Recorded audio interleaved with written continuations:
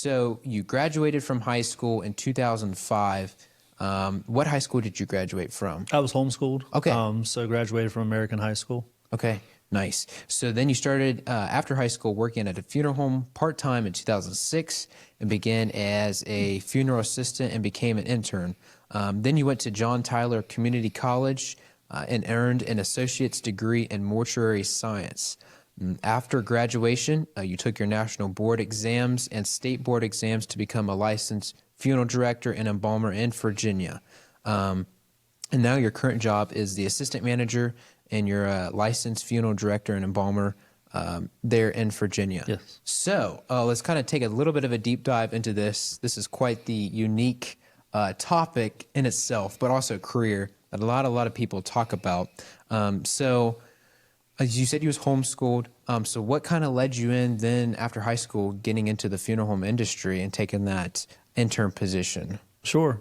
So Dad being a pastor, we were, of course, visiting funeral homes for visitation services of church members that had passed and all. And so just kind of became interested in it, not the typical profession that you'd be looking at. When I was a kid, I wanted to be an airline pilot, but that didn't quite work out. So I started getting interested in it. And so, of course, we had a relationship with, the local funeral home that did most of the funerals in the church. And so my dad talked to the owner and said that I was interested. And so I just started there part-time when I got out of high school. And then it became a full-time position and started an internship and just kind of went from there. Wow.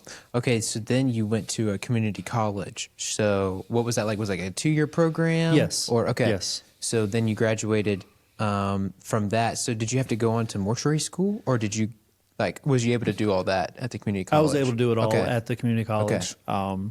There in Virginia? Yes. Okay. Yeah. Yeah. Nice. So everything was done there. Nice.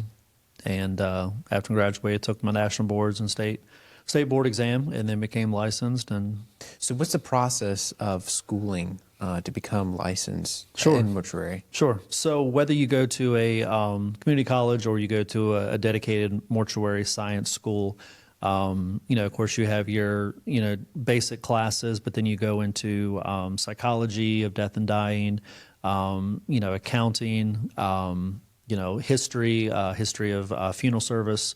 Then you go into the technical, like the embalming and restorative art and things like that.